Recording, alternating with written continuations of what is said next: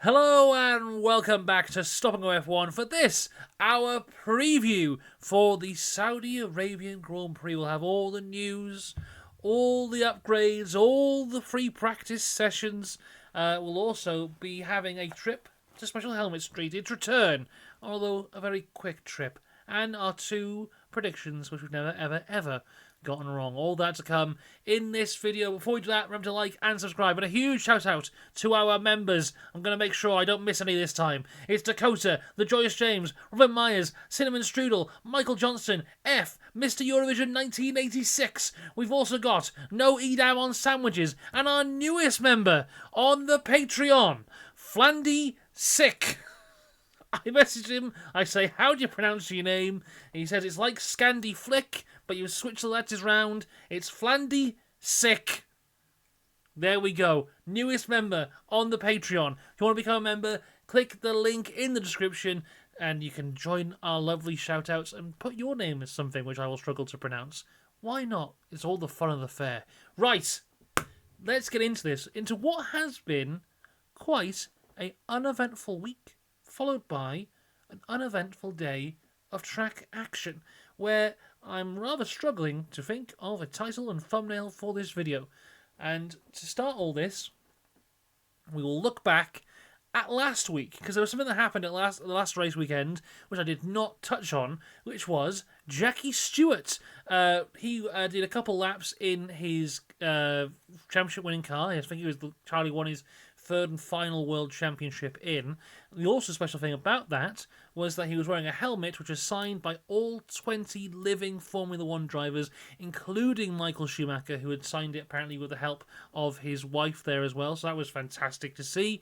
The thing about this is, it was wonderful and fantastic, and everyone loved it, and everyone was talking about it, but there was no real coverage of it at all. I saw a few photos of the helmet. I saw the clip of him kind of seeing the current grid. But apart from that, what I would have liked is 100 shots of the helmet with each signature labelled to whose signature it was. That's a basic thing that should have happened. And secondly, we had Jackie Stewart, who is in his 80s. How old is he now? 1 second, I'm going to Google it just to make sure we get Jackie Stewart's age right. But nevertheless, Jackie Stewart, who is 85, right, did a few laps around the Bahrain circuit in a car that he won his final World Championship with in, 69, was it? I'm going to have to Google that as well. But we had that happen, an incredible thing, which I would love to see. And can I find footage of it? I found one Instagram post that has it on it. And that's it. Seriously, this is incredible. Why isn't this a YouTube video on the F1 YouTube channel? It's the simplest thing. Why am I watching it in a square? So his last championship came in 1973, not 69. 69 was his first one. So there you go, 73. Fantastic. Yeah, why am I watching this great stuff in a square on Instagram when we could have had it on YouTube? Or even put it as a live... I watched the F1 live build-up in Bahrain thinking it would be on it. It wasn't. We just caught the end of it. This is a great thing, and for some reason, it wasn't on anyone's priority list for people to actually be able to see it, unless you bought a ticket to the Bahrain Grand Prix. But there you go, that's by the by. And the main thing is, this helmet that he was wearing is going to be auctioned off for his charity Race Against Dementia. Will hopefully raise some very, very good money there. Also, a fun game for you to play at home is try and list the 20 living Formula One World Champions, because that was something I tried to do this week. I brought 2 back from the dead, and I killed 2 off. So, that was fun. There you go. Also, I remember last year at Imola, Vettel drove one of Senna's McLarens, which was equally as incredible. And I remember they put it on YouTube as a live stream that you could watch, because of course people want to see that. I want to have more of this, please. I want F1 legends driving legendary F1 cars before races, and I want to be able to watch it. For God's sake, what's going on? My goodness, sort it out, F1. Second thing to come back from last week's race is I said in both the race reactions and the driver ratings that Carlos Sainz would have a penalty going into this race weekend. He does not have a penalty going into this race weekend, and it's very complicated. So, he got his 10-second penalty for pushing Kimi Antonelli off the track during the Bahrain Grand Prix. He then served the penalty in the race. He served the penalty. The lap after that, he retired the car.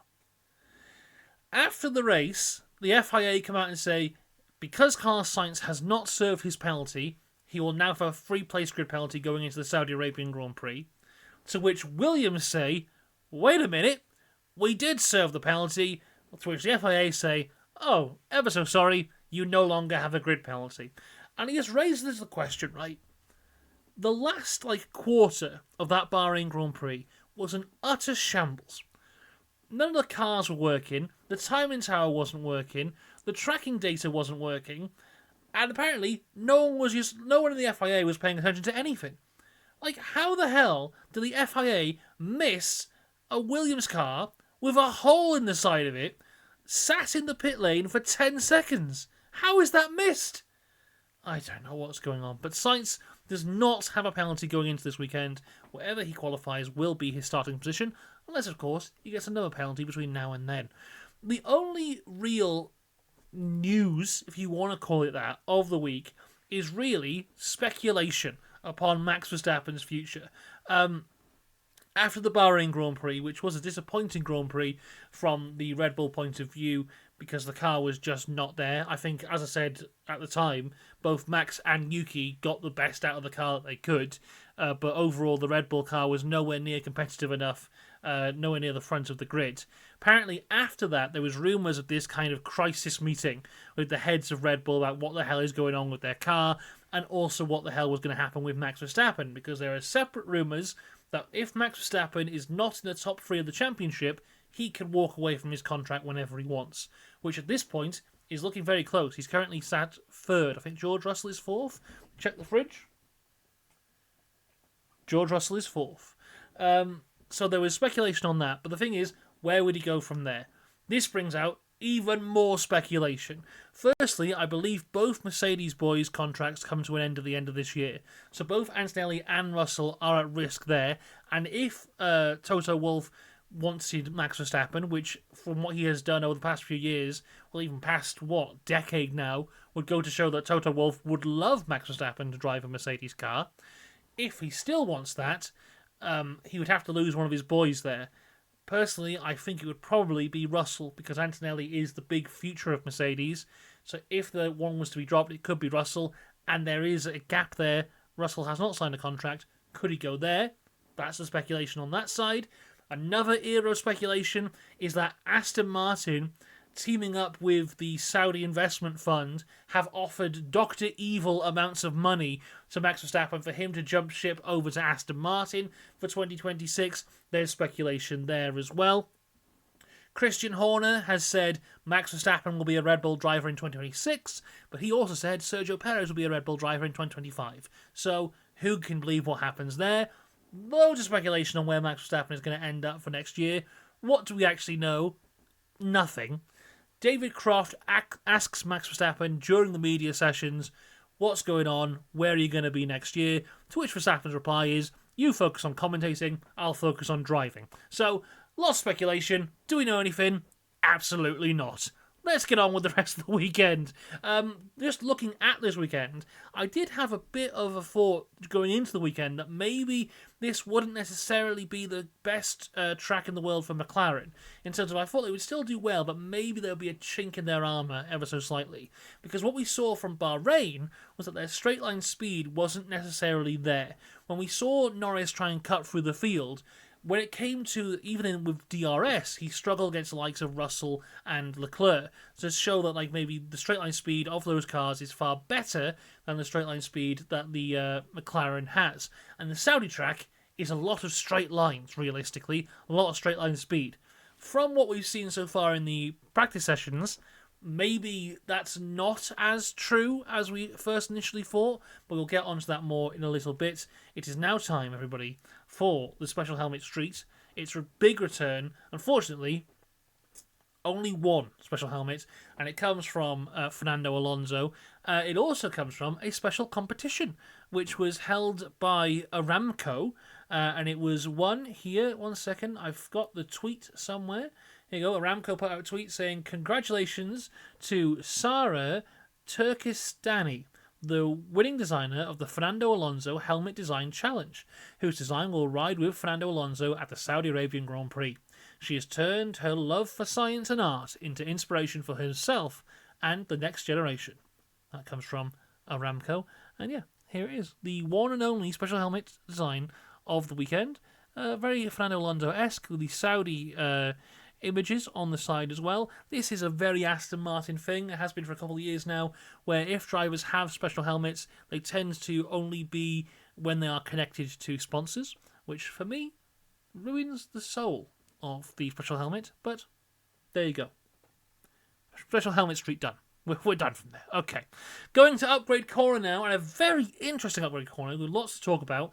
All but 3 of the teams have brought something to the race this weekend. McLaren got a new diffuser and rear corner. Ferrari have brought 2 separate rear wing upgrades and a new beam wing. New engine cover and beam wing for Red Bull. Aston Martin new rear wing. Haas new rear wing, front wing. Racing Bulls front wing, rear wing and beam wing. But the big one to talk about is everyone's favourite team, Stake F1 Team Kick Sauber, who brought a new front wing, front body, beam wing, rear wing end plate and rear wing.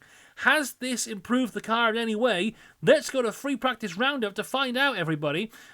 Starting with FP1, which was shockingly topped by Pierre Gasly out of absolutely nowhere, was 0.007 seconds ahead of Lando Norris, who was in second place. Charles Leclerc was in third with Oscar Piastri fourth, and Alex Albon completed the top 5. Both Williams cars were in the top 10, with Carlos Sainz in 7th. But yeah, both Williams cars and Alex Albon looking rather competitive. Sorry, both Williams cars and Pierre Gasly looking rather competitive going into this weekend. Lewis Hamilton was in 8th, Max Verstappen was 9th, Yuki Tsunoda down in 10th. Racing Bulls not looking too bad with Lawson 11th, Hadjar down in 15th. But they did have some good straight line speed in the third sector of the track. And that's what I'm talking about when it comes to this straight line speed. Let me try and find the tweet I was looking at before, which looked at the sectors. Because as the McLaren goes around the track, what's actually happening at this point is the further around the track it goes, the slower it goes. So they have a fantastic Sector 1, which is more high downforce. So this comes from at F1 Big Data on the Twitter machine. So here we go, if you're seeing this here. So what we see, this is from practice 1, is that first sector, which is a more high downforce sector, McLarens are on top. But as they go around the lap, they slip further and further down. Not massively down. I mean, they're still the 4th and 5th fastest drivers on the track. But that's when you see like Gasly, Lawson and Albon making time up on them in that final sector, which is basically 2 massive straight lines. So again, speculation there, of course, but well, and of course that can change from FP1 to FP2, but I think that is possibly where McLaren have their weakness. Like every superhero has a weakness, the cars also have weaknesses. Superman has kryptonite, Batman has, if you shoot him in the mouth part of his mask, and McLaren has possibly straight line speed. So something to watch out for this weekend. I wouldn't be surprised if maybe we saw the likes of a Gasly, Lawson, Albon potentially not qualify well, but be able to make moves up through the race because they have the straight line speed. The big overtaking zone in this track is into turn 1 after that final straight. I think that'll be fantastic through there. That's where you see that sector 3 time comes from. That's where Gasly is better than anyone on the track in FP1. So maybe that is something to keep an eye out for as we go through the race into the rest of the weekend. I'm trying to find now the results of FP2, because it's only just finished as I click record on this video, and it's not there. So one second, I'm trying desperately to find the results here of FP2. Give me a second. Right, found it. Don't worry, everyone, it's okay. Now, the interesting thing to note from FP2 is that Yuki Tsunoda had a big crash. At the end, hit the barrier coming out of the final corner, very reminiscent of a Max Verstappen qualifying lap from 2021. And because of that, the session did get red flags. We missed the last 10 minutes or so. People set laps at the end, but they were not competitive, and they were really just out there to make sure they could get a practice start. So the very quickest times that we would have seen at the end of the session did not happen. So hold that into thought whilst we're looking at these results. But it was Lando Norris on top from Oscar Piastri in P2, Max Verstappen in third, Charles Leclerc in fourth place, Carlos Sainz in the Williams in fifth, Yuki Tsunoda sixth, Russell seventh, Gasly eighth, Hulkenberg in the new Kick Sauber in ninth, Alex Albon in 10th for the Williams.